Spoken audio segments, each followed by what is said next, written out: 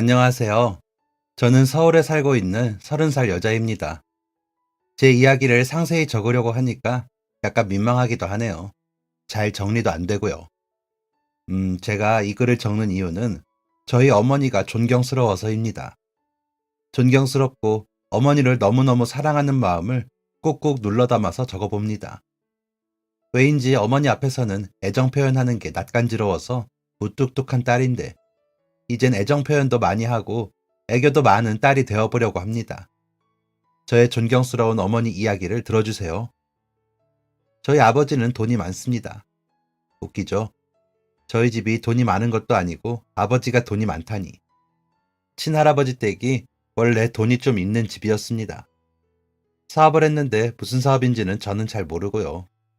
그냥 공장 하나 운영하신다는 것 정도로만 알고 있습니다. 저희 어머니와 아버지의 결혼은 반대가 심한 결혼이었습니다. 양쪽 집안에서 모두 반대하는 결혼이었습니다. 외할머니와 외할아버지는 평범한 집안이었습니다. 그래서 돈 있는 집으로 시집을 갔다가 혹여나 시집살이를 하지는 않을지, 험한 말 듣지는 않을지 걱정을 많이 하셨습니다. 게다가 아버지가 어머니보다 10살이 많았거든요. 어머니가 20대, 아버지가 30대였으니 아무래도 나이도 많이 부담이 되셨을 겁니다. 아버지 집안에서 어머니와의 결혼을 반대한 이유는 그저 돈 때문이었습니다. 거래처 사장 딸이 어쩌고, 어디서 무슨 일을 하는 아가씨가 어쩌고 하면서 돈 많은 사람들과 아버지를 결혼시키고 싶으셨답니다. 하지만 어머니와 아버지는 아주 많이 사랑을 했고 양쪽의 반대를 무릅쓰고 결혼을 하시게 됩니다. 이게 저희 어머니의 아주 크나큰 실수였습니다. 외할머니의 예상이 딱 맞았습니다. 어머니는 극도로 심한 시집살이를 하셨습니다. 친할머니가 어머니를 정말 미워했습니다. 어떻게 자기 아들 인생을 망쳐놓냐며, 돈 때문에 결혼하는 거 모를 것 같냐며, 배우지도 못하고 가진 것도 없는 애를 어디다가 쓰냐며, 정말 입에 담기도 어려운 험담들을 하셨답니다. 하지만 어머니는 꾹꾹 참으셨습니다. 아버지를 진심으로 사랑했으니까요. 그리고 결혼한 지 3개월이 되었을 때 제가 생겼습니다. 그리고 시집살이는 더욱 심해졌죠. 친할머니는 임신을 한 어머니에게 온갖 집안일을 다 시켰다고 했습니다. 혼자 김장을 하게 시키고, 걸핏하면 대청소를 시키고, 장을 보고 오라고 시키면서 무거운 것들만 잔뜩 사오라고 했답니다. 그래도 어머니는 꿋꿋하게 버텼습니다. 아버지와 제가 있었으니까요. 그렇게 버티고 버틴 끝에 제가 태어났고, 그럼에도 불구하고 친할머니의 구박은 계속되었답니다. 오히려 더욱 심해졌죠. 제가 아들이 아니었으니까요. 몸조리도 제대로 하지 못한 채 육아와 집안일을 병행해야 했던 어머니는 몇 번이나 쓰러지셨답니다. 눈 하나 깜짝하지 않고 친할머니는 계속해서 어머니를 괴롭혔고 결국 어머니와 아버지는 분가를 결심하게 되었답니다. 결혼한 지 5년 만에 분가를 하게 된 어머니와 아버지는 새 식구의 삶을 잔뜩 기대하고 있었다고 했습니다. 집을 고르고 가구들을 고르는 그 시간이 정말 행복하셨답니다. 그런데 이사를 한 달 앞두고 어머니는 믿을 수 없는 전화를 한 통 받게 되었습니다. 아버지가 사고를 당했다는 전화였습니다. 어머니는 저를 안고 버선발로 병원으로 뛰어갔고 아버지는 그런 저희를 기다려주지 않았습니다. 할아버지 공장에서 일을 하던 아버지는 기계를 점검하다가 사고가 났고 병원에 도착하자마자 눈을 감았습니다. 어머니 말씀으로 세상이 무너지는 기분이었다고 하셨습니다. 그때부터 환한 낮이 없고 온통 세상이 컴컴하게만 느껴졌다고 하셨습니다. 그 고통이 어떻게 해야 사라지는지를 모르겠어서 마음을 쥐어 뜯었다고 하셨습니다. 그런데 그 고통이 사그라들기도 전에 어머니가 과부가 되었다는 것을 인정하기도 전에 친할머니는 끝까지 저희에게 아픔만을 남겼습니다. 내 아들 죽인 너 같은 년 꼴도 보기 싫다. 네 새끼 데리고 나가라. 외할머니와 외할아버지는 제가 2살 때 돌아가셨습니다. 그걸 알면서 어머니가 돌아갈 곳이 하나도 없다는 걸 알면서 친할머니는 매몰차게 어머니를 버렸습니다. 자신의 아들이 그토록 사랑했던 여자와 아들의 피가 섞인 4살 된 저를 길거리에 나앉게 했습니다. 그렇게 저와 어머니는 오직 둘만 남게 되었습니다. 친할머니는 정말 땡전 한 푼 안 주고 저희를 쫓아버렸고, 어머니는 정말 막막했다고 그때의 심정을 말해주셨습니다. 어디로 가야 할지 갈피가 안 잡혔다고 하셨습니다. 어머니는 저를 위해서 조금씩 모아두었던 돈을 그때 써야만 하는 상황이었다고 하셨습니다. 세뱃돈이 조금 모여진 통장이 있었고, 돌 때 받았던 반지 몇 개가 있었다고 했습니다. 어머니는 반지를 팔고 통장에 있는 돈과 합쳐서 싸고 더 싼 집을 찾다가 판자촌으로 가셨다고 했습니다. 그렇게 어머니와의 판자촌 생활이 시작되었습니다. 어머니는 저를 업고 일을 하러 다니셨습니다. 요즘에는 돌만 되어도 어린이집에 간다고들 하는데, 제가 어렸을 때만 해도 4살짜리 아기를 하루 종일 봐줄 수 있는 곳도 없었을 뿐더러 어머니는 그만한 돈도 없으셨다고 하셨습니다. 하지만 어린 아기를 업고 할 수 있는 일이 뭐가 있겠어요. 다들 손을 저었답니다. 그렇게 일자리를 구하다가 어머니는 남의 집 살림을 하기 시작하셨습니다. 파출부 일이라고 하죠. 남의 집 청소해주고 밥해주고 빨래해주고 이런 것들. 정말 돈 많은 사람들은 아예 그 집에서 살면서 집안일을 해준다고도 하는데, 어머니는 그건 아니었습니다. 애까지 있으니 아마 집에서 사는 걸 다들 마다했겠죠. 하루 몇 시간 정도만 가서 집안일을 해놓고 나오시고는 했습니다. 그럼 저는 엄마 뒤를 졸졸 쫓아다니거나 어디 구석에서 과자를 먹고 있거나 그림을 그리고 있거나 했습니다. 아주 가끔 친절한 집주인분을 만나면 주인 아주머니가 저를 놀아주기도 하셨습니다. 아주 가끔이요. 어머니는 정말 죽기 살기로 일을 하셨습니다. 저를 데리고 이 집 저 집 돌아다니면서 참 열심히도 사셨죠. 6살 때부터 저는 유치원에 다니게 되었습니다. 그리고 7살 때는 태권도도 배우게 되었습니다. 집은 여전히 판자촌이었지만 어머니께서 열심히 일을 하신 덕분이었습니다.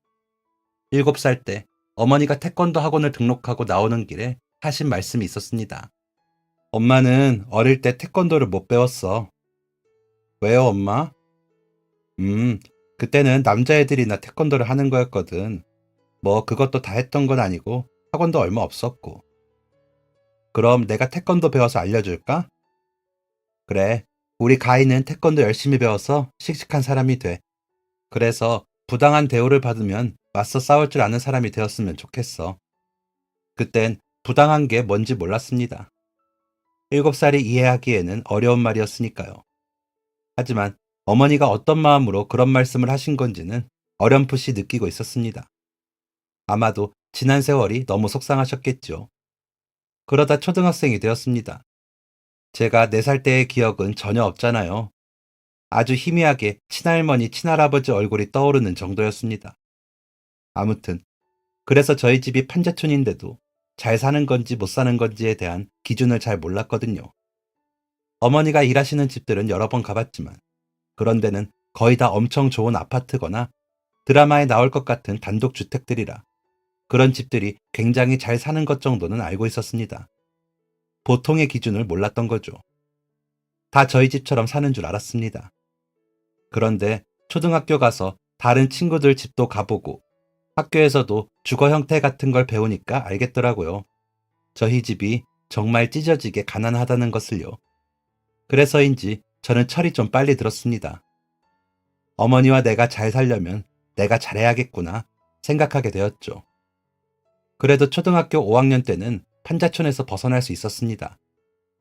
초등학교 후문에서 나오면 죄다 골목길에 주택이 줄지어 있었는데 그 집 중 한 곳으로 가게 되었죠.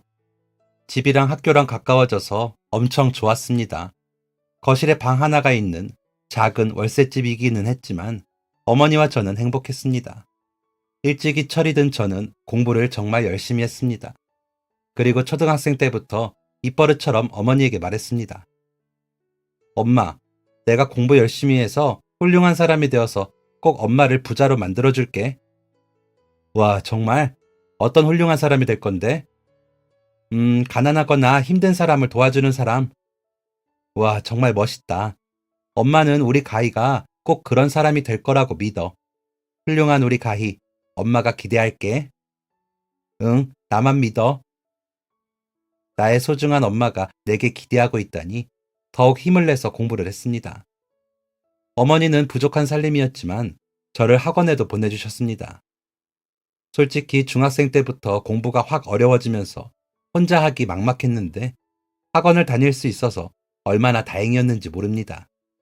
아, 제가 다니던 학원이 큰 대형 학원이었는데 그 학원을 다니게 된 것도 다 어머니 덕이었습니다. 어머니는 여전히 남의 집 살림을 하셨습니다. 그러다가 저희 동네에서 그리 멀지 않은 곳에 나가게 된 적이 있으셨습니다. 거기서 아마 한 1년 정도 그 집이 이사 가기 전까지 일하셨던 걸로 알고 있습니다. 그 집에 저보다 2살 많은 언니가 살고 있었는데 그 언니가 공부를 엄청 잘했다고 하더라고요. 그래서 어머니가 그 집 주인분한테 아이가 어디 학원 다니냐고 물어봤다고 했습니다.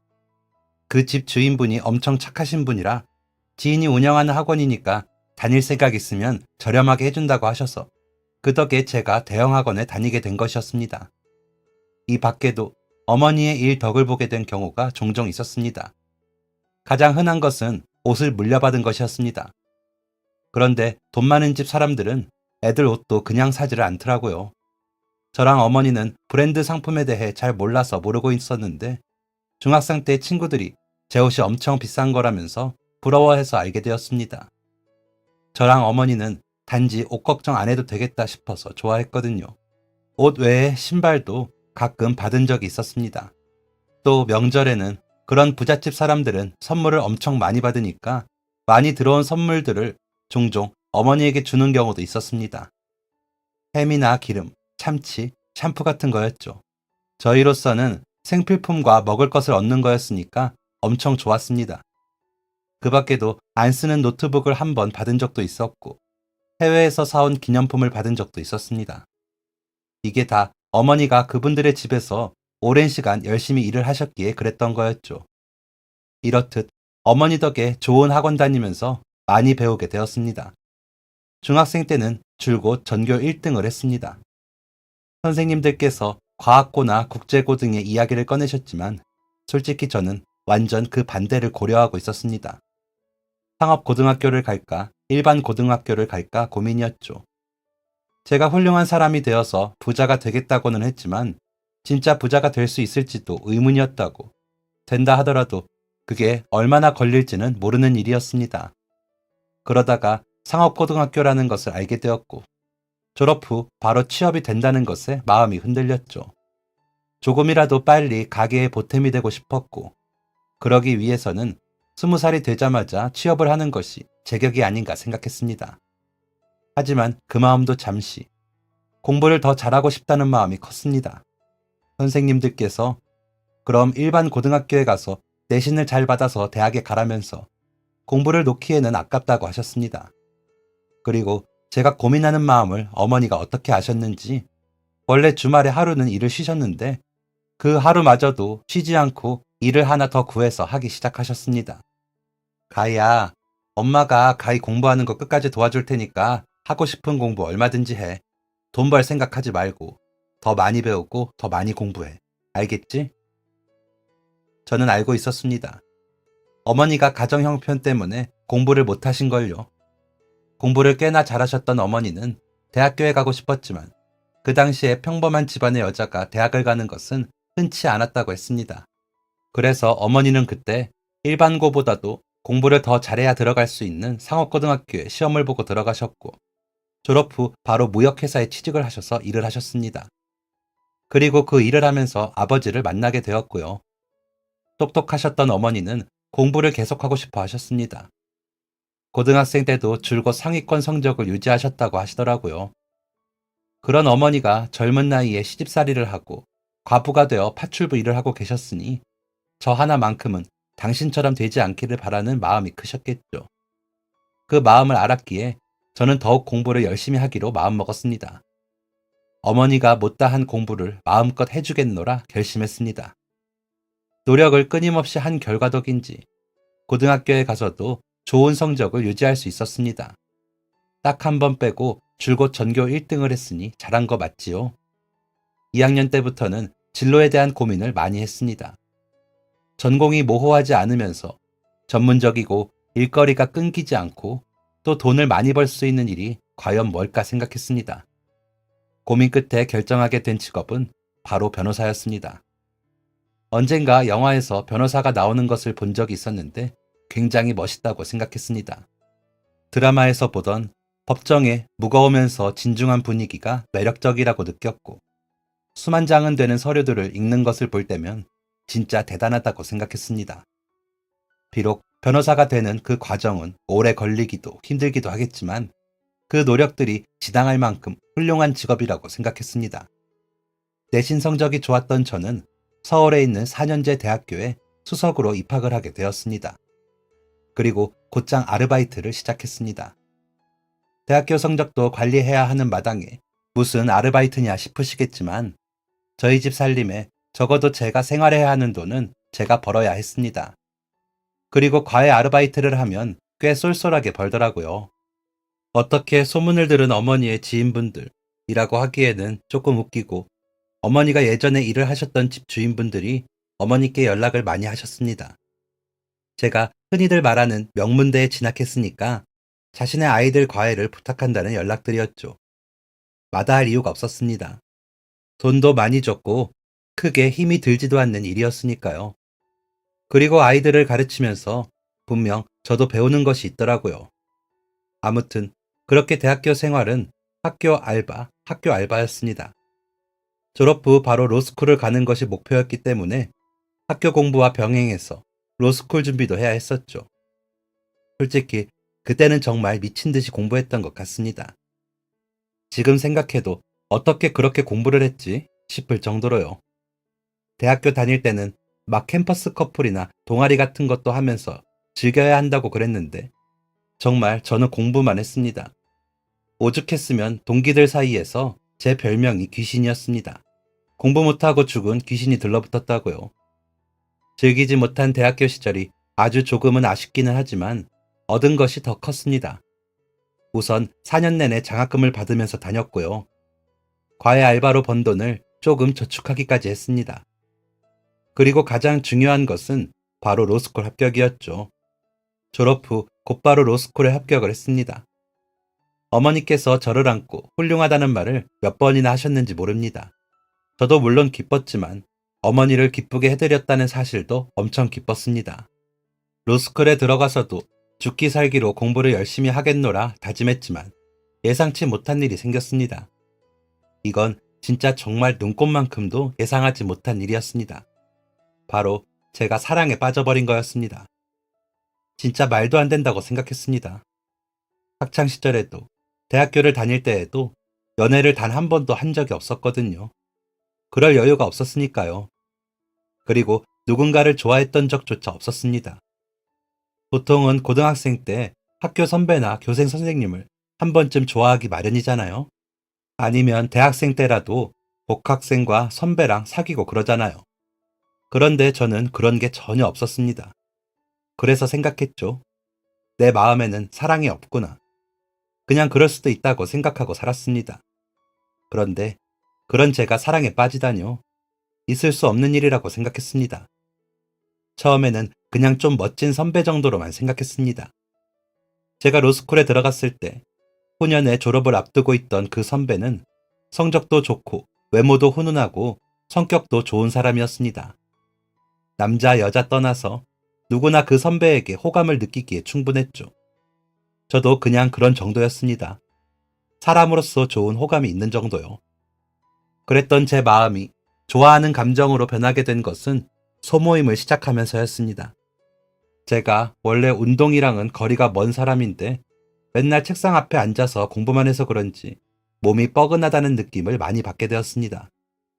어머니께 말씀드리니까 제가 너무 공부만 한다고 운동 좀 하라고 하시더라고요. 그래서 고민하다가 그때 로스쿨에서 친하게 지내던 여자 동기가 테니스 소모임을 같이 해보는 게 어떻겠냐고 추천해서 들어가게 되었습니다. 그곳에 그 선배가 있는 줄은 몰랐죠. 선배는 테니스 코트에서도 빛이 났습니다. 실제로 그 선배 때문에 테니스 모임에 들어온 여자들이 많았고요. 테니스를 같이 하면서 선배와 조금 가까워지게 되었고, 그러면서 저는 점점 선배를 좋아하게 되었습니다. 알면 알수록 착한 사람이더라고요. 이야기를 나눌수록 더욱 매력이 있고 때로는 진지하기도, 때로는 장난꾸러기 같기도 한 모습이 참 좋았습니다. 하지만 선뜻 용기가 나지는 않았습니다. 이성과의 관계에 서툴렀던 저는 어떻게 다가가야 하는지도 몰랐고, 인기가 많은 선배가 과연 날 좋아할까 하는 의문점도 있었습니다. 그렇게 우물쭈물하는 사이에 선배는 졸업을 해버렸고, 그러면서 제 마음은 더욱 커져만 갔죠. 들려오는 소문으로는 선배가 변호사 시험에 합격한 후 어디 로펌에 들어갔다는 것 정도였습니다. 저도 선배를 좋아하면서 알게 된 건데, 제가 가끔 용수철처럼 확 튀어나갈 때가 있더라고요. 그냥 저도 모르게 마음이 시키는 대로 엉뚱한 행동을 하고는 했습니다. 그중 하나가 바로 선배한테 연락을 했던 거였죠. 같이 로스쿨 다닐 때에는 테니스 소모임을 같이 했다지만 엄청 친한 사이는 아니었거든요. 둘이 만났던 적은 한 번도 없었고요. 그랬는데 제가 대뜸 연락해서 밥 먹자고 하니 얼마나 놀랬겠어요.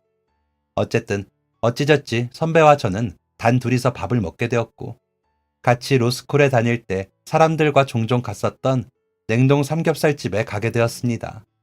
어쩐 일이야? 밥을 다 먹자고 하고. 로펌 들어가셨다면서요? 축하드리려고요.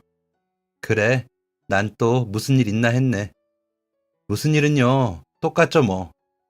그래, 너야 뭐 항상 잘하겠지. 원래 그랬잖아. 단정하게 정장을 챙겨 입은 선배의 모습은 정말 멋졌습니다. 좋아하는 마음이 더 커질 만큼 말이죠. 그리고 제 마음은 한 번 더 용수철처럼 튀어올랐습니다. 술을 잘 못하는 제가 선배와 함께 소주를 무려 각자 한 병씩 마신 후 느닷없이 고백을 해버린 거죠. 망했다. 아침에 잠에서 깬 저는 정말 망했다고 생각했습니다. 술에 취해서 고백을 한 것도 모자라서 해롱해롱거리는 저를 선배가 집 근처까지 데려다 줬거든요. 이게 무슨 추태인가 싶어서 이불을 퍽퍽 찼습니다. 이제 다시는 선배를 못 보겠구나. 첫사랑은 안 이루어진다더니 정말이구나 생각하면서 이불 속에서 자책하고 있는데 선배에게 연락이 왔습니다. 잘 잤어? 우리 조금 천천히 알아가 볼까? 그날부터 선배와 저의 만남은 시작되었습니다. 천천히 알아보자면서 선배는 세 번째 데이트 만에 저한테 고백을 해버렸고, 그렇게 제 인생에 첫 남자친구가 생기게 되었습니다. 이 좋은 걸 왜 이제껏 안 하고 살았나 싶었을 만큼 너무너무 행복했습니다. 아침에 눈을 뜨는 순간부터 세상이 달라 보였습니다. 똑같은 하늘인데도 더 맑아 보였고, 똑같은 햇살인데도 더욱 눈이 부셨습니다. 평소라면 기분이 상할 만한 상황들도 대수롭지 않게 넘기게 되었고, 모든 세상이 아름다워 보였습니다. 온 세상과 사랑에 빠진 것처럼 제 마음은 설레었습니다. 이 들뜨는 마음은 어떻게 해도 감출 수가 없었습니다. 역시나 눈치 빠른 저의 어머니가 달라진 저를 알아차리셨습니다. 가희, 너 요즘 연애하냐? 뭐?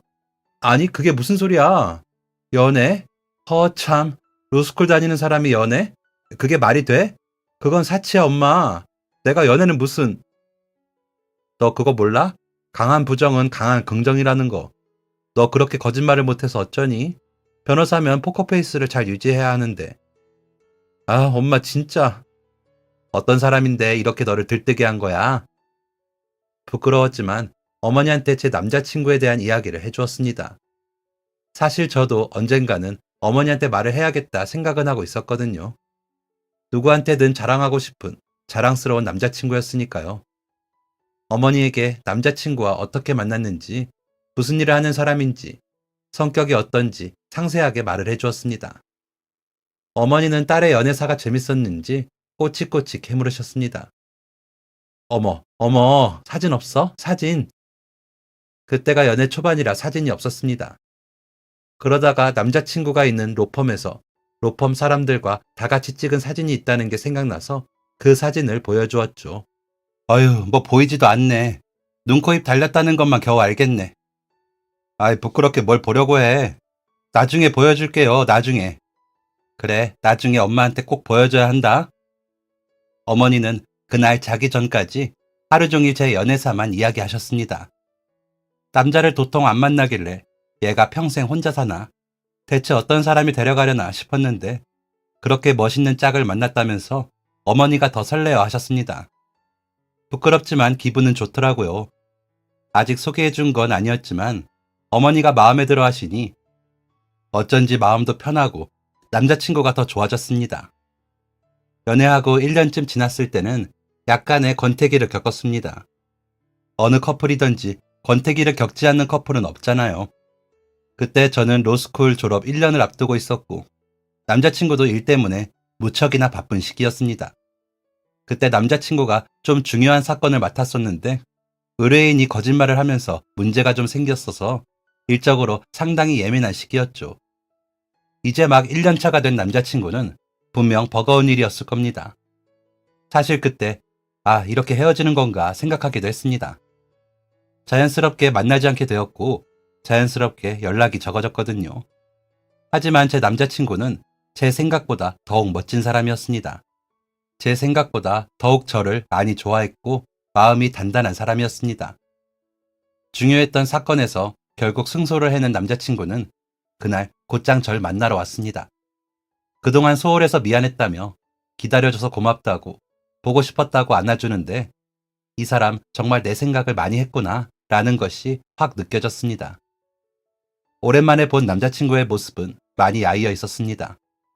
그날 들어보니까 집에도 잘 못 들어갔다고 하더라고요. 사무실에서 앉은 채로 쪽잠을 자가면서 일을 했다고 했습니다. 하루에 한 끼도 안 먹은 날도 많았다고 했고요. 그 로펌하고도 뭔가 많이 얽혀 있었나 봐요. 자세한 내용은 적기 어렵지만 남자친구는 그 일을 마치고 다른 로펌으로 들어가게 되었습니다. 그렇게 권태기는 남자친구의 포옹 한 번으로 눈 녹듯 사라졌습니다. 복잡했던 일을 마쳤으니 제게 더 집중한다던 남자친구의 말은 진짜였습니다. 10분이라도 저를 보려고 달려와주고 전보다 더욱 표현을 많이 해주었습니다. 그러던 어느 날이었습니다. 남자친구랑 데이트 약속을 잡아놓고 기다리고 있었습니다. 분명 1시에 만나기로 했는데 아무리 기다려도 오지를 않더라고요. 전화도 안 받고요. 무슨 일이 생긴 건 아닐까 하던 중 2시가 다 되어서야 남자친구와 연락이 닿았습니다. 가희야, 내가 지금 사고가 좀 나서 병원에 왔어. 저는 얼른 병원으로 달려갔습니다. 무슨 큰일이 난 건 아닌지 걱정이 되었습니다. 가보니까 남자친구는 힘없이 침상에 앉아서 경찰 2분과 얘기를 나누고 있었습니다. 어떻게 된 일인지 옆에서 들어보니 난폭 운전을 하는 차에게 경적을 올렸더니 그 차가 보복 운전을 하려는 건지 무섭게 쫓아왔다고 했습니다.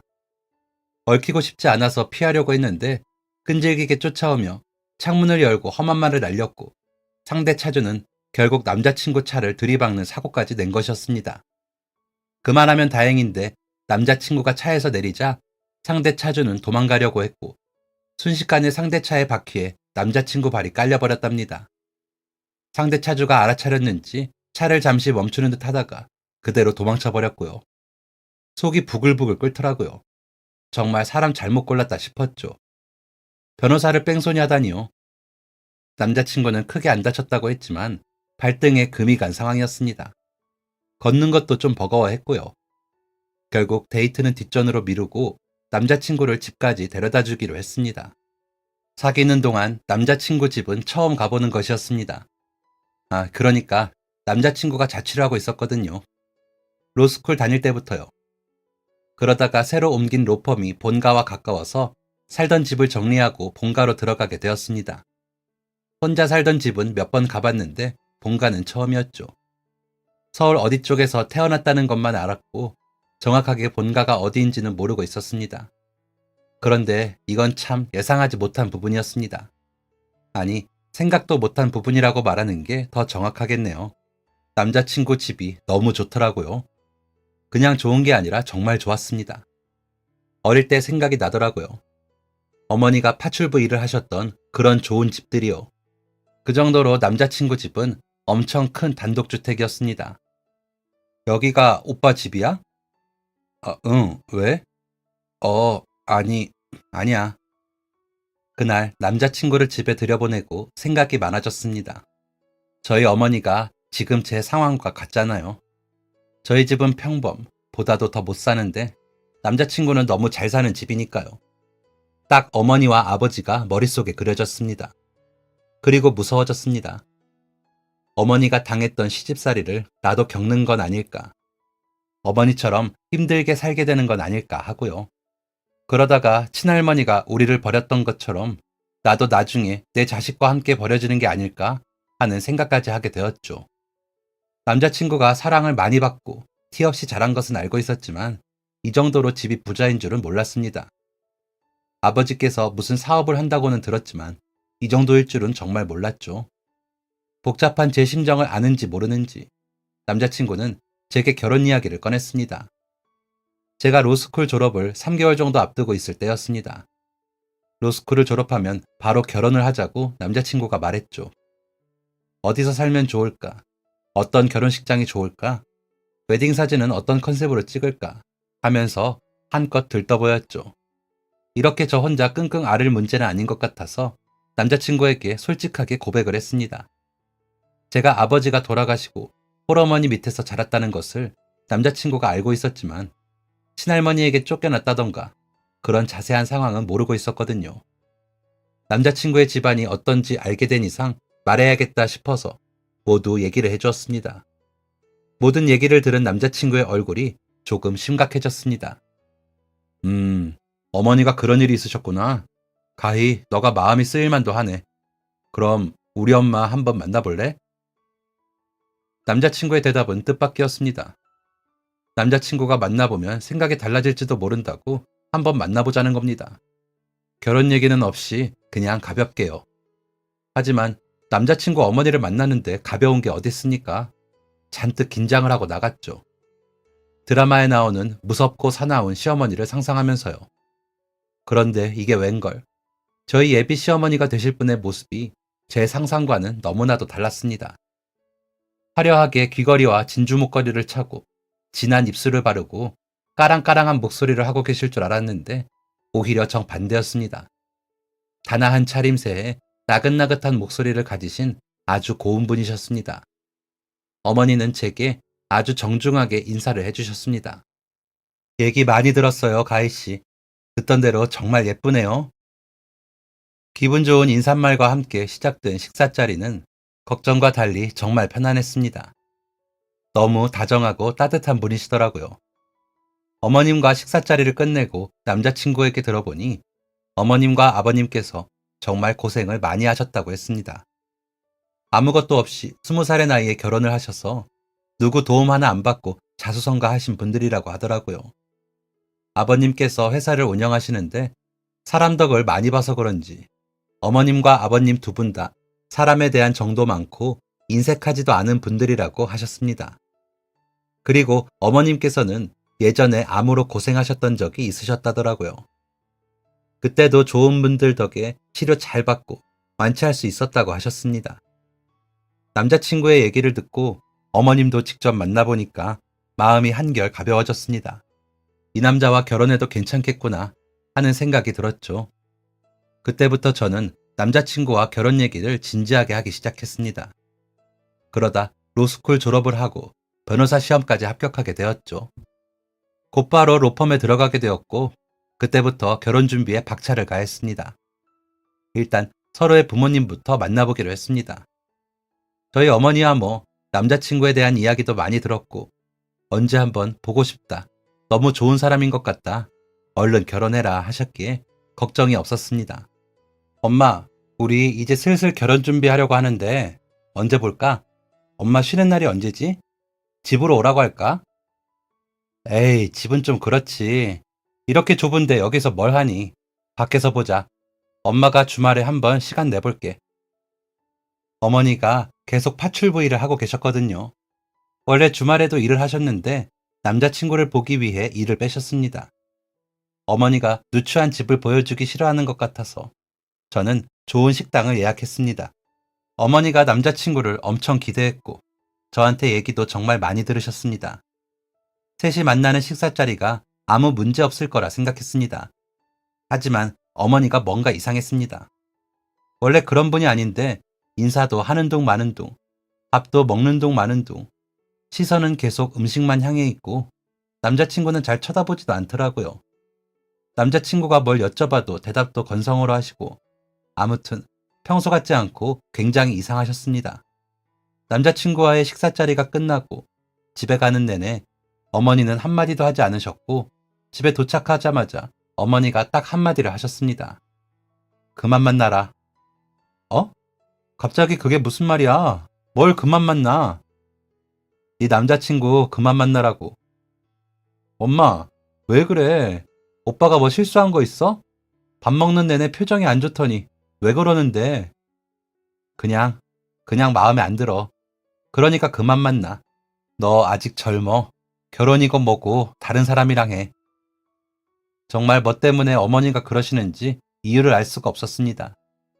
아무리 여쭤봐도 그냥이라는 대답만 돌아올 뿐이었습니다. 이유라도 말해주면 어떻게라도 해볼 텐데 이유도 말을 안 해주니 답답해 미칠 노릇이었습니다. 그건 남자친구도 마찬가지였습니다. 남자친구는 저희 집 앞에도 찾아와서 어머니를 만나려고도 해보고 집에 어머니 선물도 보내서 어머니의 마음을 돌려보려 노력했습니다. 하지만 어머니는 꿈쩍도 하지 않으셨죠. 하루는 제가 너무 힘들어서 술을 좀 먹었습니다. 술을 잘 못하는 편인데 너무 속상한 마음에 혼자 소주 한 병을 다 먹었습니다. 남자친구는 술에 취한 저를 집에 데려다 주었고 어머니는 처음 보는 무너진 제 모습에 한숨을 쉬셨습니다. 다음날 아침 퉁퉁 부은 눈으로 잠에서 깬 저를 어머니가 부르셨습니다. 네가 만나는 사람 엄마가 아는 사람이야. 어? 오빠를 안다고? 어떻게 아는 사이인데? 오빠는 그런 말 안 하던데? 엄마가 일했던 집 아들이야. 알고 보니 남자친구의 집이 어머니가 파출부일을 하셨던 집들 중 하나였던 거였습니다. 어머니가 매일 같은 집에 가서 일을 하시는 게 아니잖아요. 한때 2년 정도 주말에만 갔던 집이 있었는데 그게 바로 남자친구의 집이었습니다.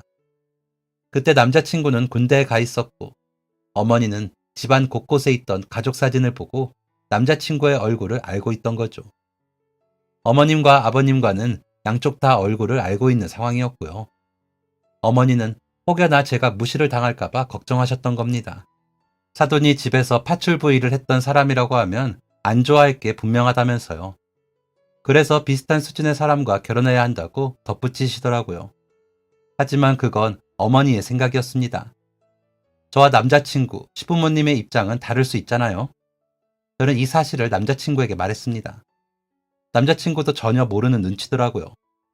남자친구는 그런 거 아무래도 상관없다며 저희 어머니가 오랜 시간 많이 고생하며 사신 거 다 안다면서 어머님에게 얘기를 전하겠다고 했습니다. 얘기를 들은 어머님이 저와 어머니를 집으로 초대하셨습니다. 이때 좀 긴장이 되더라고요. 어머님과는 첫 만남 이후에 몇 번 뵙긴 했지만 어머니와 같이 뵙는 건 처음이었고 또 어머니가 파출부 일을 하셨다는 것을 알고 어떻게 반응하실지는 몰랐기 때문이었습니다. 긴장되는 마음으로 어머니의 손을 꼭 잡고 남자친구의 집으로 향했습니다. 안 된다고 하면 구질구질하게 매달릴 거 없어. 반대하는 결혼은 엄마도 싫다. 어머니도 긴장한 기색이 역력했습니다. 잘 될 거라고 믿으며 저희는 남자친구의 집으로 들어갔습니다. 그런데 긴장한 것이 무색하게 어머님이 활짝 웃으시면서 저희를 반겨주시더라고요. 어머, 너무 오랜만이에요. 어쩜 여전히 고우시네요. 잘 지내셨어요? 오시느라 힘드셨죠? 일단 좀 앉으세요. 어머님은 너무나도 반갑게 저희 어머니를 맞아주셨습니다. 그리고 한껏 차려진 진수성찬 앞에 저희를 앉히셨죠. 이것저것 준비하기는 했는데 입에 맞으실지 모르겠어요. 많이 있으니까 많이 드세요. 다이야, 너도 많이 먹으렴. 네, 감사합니다. 어머니의 눈치를 살피며 밥을 먹기 시작했습니다. 식사하는 동안에는 별다른 얘기가 오가지 않았습니다. 식사를 마치고 차를 한잔 하면서부터 본격적인 결혼 얘기가 오가게 되었죠. 저는 너무 좋아요. 차를 한 모금 들이키자마자 어머님께서 박수를 치면서 말씀을 하셨습니다. 저는 정말 너무 좋아요. 저 아팠을 때 사돈댁께서 많이 도와주셨잖아요. 인품 훌륭하신 거 너무 잘하는데 제가 마다할 이유가 있겠나요? 알고 보니 어머님이 아프셨다던 그때가 어머니가 남자친구 집에서 일하셨을 때더라고요. 어머님은 항암 치료를 하시는 중이었고 원래 집안일을 혼자 도맡아서 하셨는데 암과 투병하고 항암을 하시면서 기력이 없으셔서 주말에만 사람을 고용했다고 하셨습니다. 그때 마침 저희 어머니가 그 집으로 들어가게 된 거였고요. 아버님은 일 때문에 바쁘시고 남자친구도 군대에 있으니 어머님이 그 당시에 많이 외로우셨다고 하시더라고요. 그렇게 외로웠을 때 힘이 되어준 게 바로 저희 어머니였다고 하셨습니다. 주말만 되면 참 좋았다고 하시더라고요. 뭔가 함께 특별한 것을 하지 않아도 그저 옆에 누가 있어준다는 것만으로도 힘이 되었다고 하셨습니다. 가끔은 두 분이서 차를 한잔하면서 대화를 나누기도 하셨다고 했습니다. 그러다 어느 날 주말엔 어머님께서 약이 안 맞으셨던 건지 구토를 하시다가 정신을 잃고 쓰러진 적이 있으셨는데 그때 어머니가 119를 불러서 같이 응급실에 가주셨다고도 하시더라고요. 그러면서 저희 어머니가 생명의 은인이라며 눈가가 촉촉히 젖기도 하셨습니다. 치료가 잘 되어서 생활의 균형이 잡히고 어머니가 일을 그만두시게 되었는데 그 다음에도 어머니에게 계속 연락을 드리고 싶었는데 핸드폰 번호가 바뀌어서 연락을 못했다고 하셨습니다. 그런데 이렇게 다시 만나게 되네요. 이런 걸 보고 정말 인연이라고 하나 봅니다. 사돈댁이 어떤 부분 걱정하고 계시는지 애들한테 들어서 잘 알고 있습니다. 그런데 걱정하시는 일 없도록 제가 잘할게요. 우리의 귀하듯이 가희도 귀하게 자란 거 잘 압니다. 훌륭하신 사돈댁 밑에서 얼마나 곱고 바르게 자랐는지 알 것 같아요. 사돈댁만 괜찮으시다면 저는 이 예쁜 가희가 저희 아들과 미래를 함께하면 참 좋을 것 같습니다. 어머님의 진심 어린, 정말 정중하고 배려 깊은 그 말에 어머니의 마음이 안 움직일 수 없었습니다. 그렇게 결국 저희는 양쪽 어른들의 승낙을 받게 되었고 부부가 될 준비를 할 수 있었습니다. 지금은 어떻게 되었냐고요? 저희 벌써 결혼한 지 6개월이 지났습니다. 너무너무 행복하게 지내고 있고요. 걱정했던 시집살이 같은 건 아예 없습니다. 얼마 전에 뭔가 이상해서 병원에 갔다가 임신했다는 사실을 알게 되었어요. 벌써 14주라고 해서 심장 소리도 듣고 성별까지 알고 왔는데 의사 선생님께서 핑크색 옷이 잘 어울릴 것 같다고 하시더라고요. 양쪽 부모님께 다 말씀드리니까 너무너무 좋아하십니다. 특히 어머님께서 아들만 둘 키워봐서 딸은 어떨지 너무 궁금하다며 기대된다고 하셨습니다. 남편은 두말할 것도 없이 너무 좋아하고 저를 무슨 왕비님 모시듯이 엄청 챙겨주고 있습니다. 저한테 이렇게 소중한 사람, 가족들이 생겼다는 것이 아직까지도 꿈만 같습니다. 어려웠던 어릴 적 생각은 잘 나지도 않을 만큼 행복하네요. 부모가 되려고 하니 부모님 생각이 더 많이 나는 요즘인데요. 열심히 저를 키워준 어머니에게 감사의 인사를 올리며 마무리하겠습니다. 엄마, 사랑해요. 지금까지 사연 들어주셔서 감사합니다. 사연이 재밌으셨다면 구독과 좋아요를 눌러주세요. 감사합니다. 안녕히 계세요.